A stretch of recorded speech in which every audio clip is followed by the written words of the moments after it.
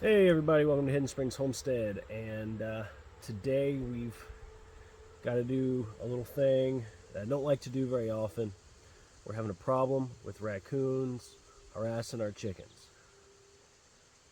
Now, this isn't the official raccoon hunting time frame, but the Department of Wildlife Resources in Virginia allows us to take these nuisance animals out as long as it is on our property and we are doing it ourselves. So, what I do is I use what they call dog-proof traps. So what happens, little guy sticks his hand in here, and when the trap sets off, it just holds his hand there. It is a little uncomfortable for him, and to be honest, I've never caught really anything substantial with these. I don't have a lot of good luck with it. I get a lot of good luck with my live trap. That stays out pretty much all the time, but the chipmunks like to take my bait. So I kind of let the bait go, and then whenever I get a problem again, I rebait it and make sure I do it right. So, where we have it, chain. Chain goes around the tree, so when I catch something, it doesn't take off.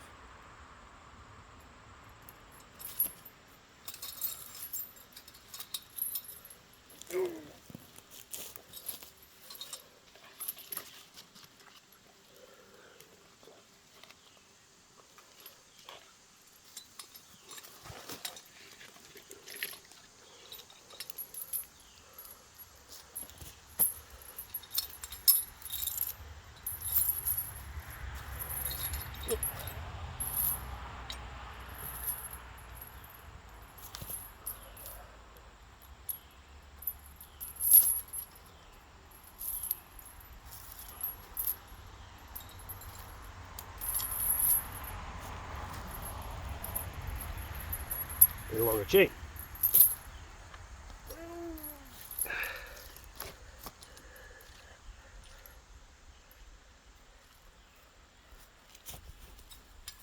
Alright, so this thing has a little stake in the bottom of it. You just punch that in the ground. But what I do is I set it first. These are kind of hard, so you push it down, hold that down. As you can see, there's a little hook there. So what the animal does is while they're reaching down in here, they grab it and they pull on that lever and it sets off the trap.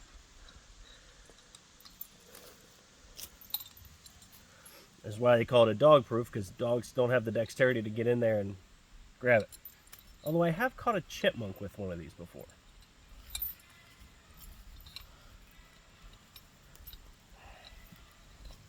There.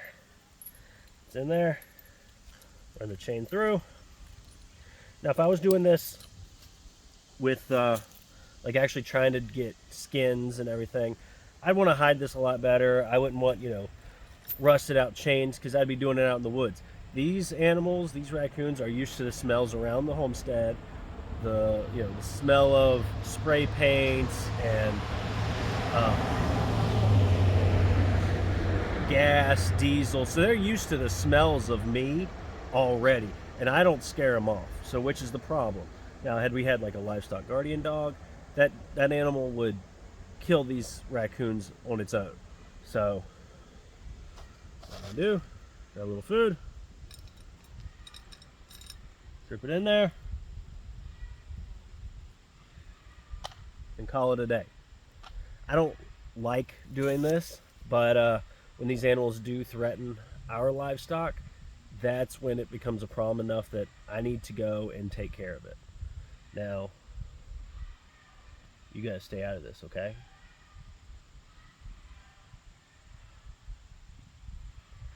So that's just a quick little overview of what our little trap looks like. And so this is the live trap, guys, that I was referring to. This isn't even mine, but this has been my top catching trap. A buddy from work let me borrow it, and it has gotten quite a few possums and raccoons.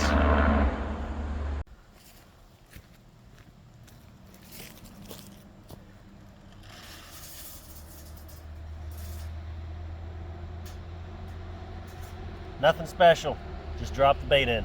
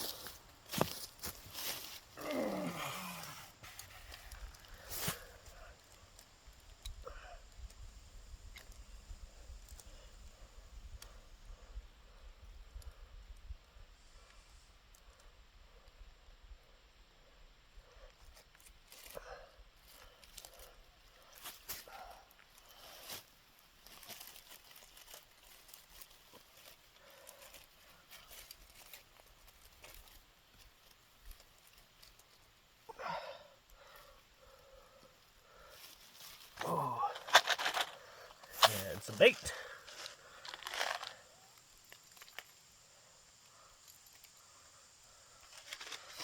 Now our bait is a combination of cat and some dog food. And this works well for us. So is it, high-end coyote bait and raccoon bait for the people that trap? No, but this works around our house, so I'm going to keep using it. One more thing that I do, guys, I paint my traps. I don't do the whole dye and wax and all that stuff. This is what I do. This is what I use. And this is literally Rust-Oleum camouflage flat colored paint. I use this on my rifles. I paint my own rifles, and I paint the traps as well, the ones that don't come powder coated. As you can see, I haven't done this one yet, but again, I haven't used it yet. We haven't had the need for it yet, but I will get there. And again, I will use some kind of this spray paint. It has different colors, and this is what I love. I use it on my rifles, and it holds up decently well.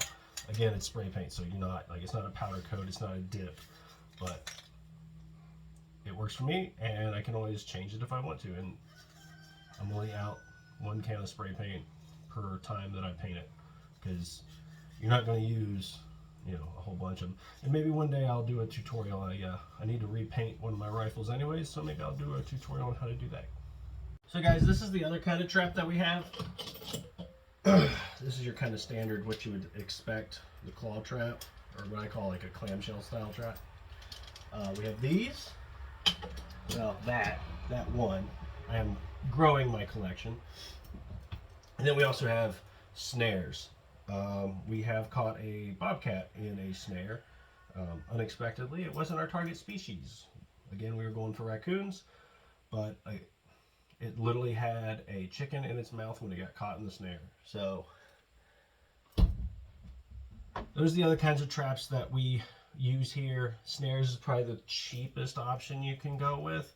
I think I bought a dozen of these for like $20 some. It was really cheap.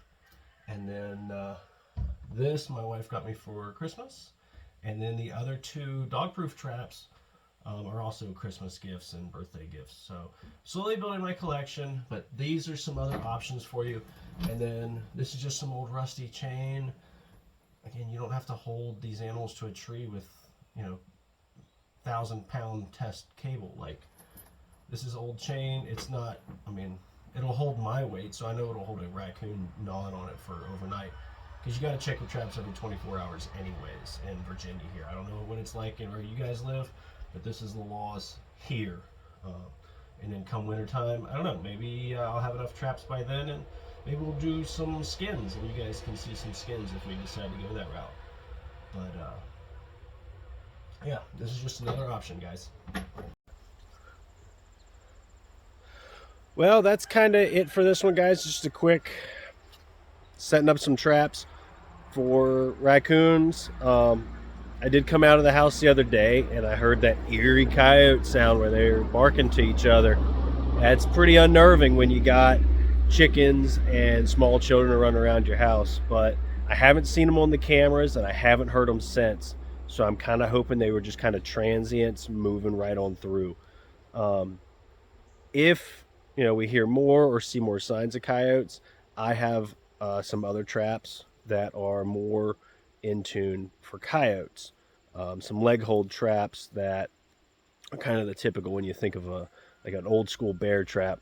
You know, the thing, the two arms kind of, it's like a clamshell. They snap up and hold the animal's leg. But that's gonna be it for this one, guys. I appreciate you guys holding off and waiting for me to come back. I know it's been a long time coming. It's been almost 2 weeks off. I worked a lot of days, and yeah, I kind of got a little distracted with work and not doing the YouTube thing. But thank you for coming back. Please like, subscribe, comment, and I'd love to hear where you guys are coming from and where y'all are watching from. So, as always, God bless you guys.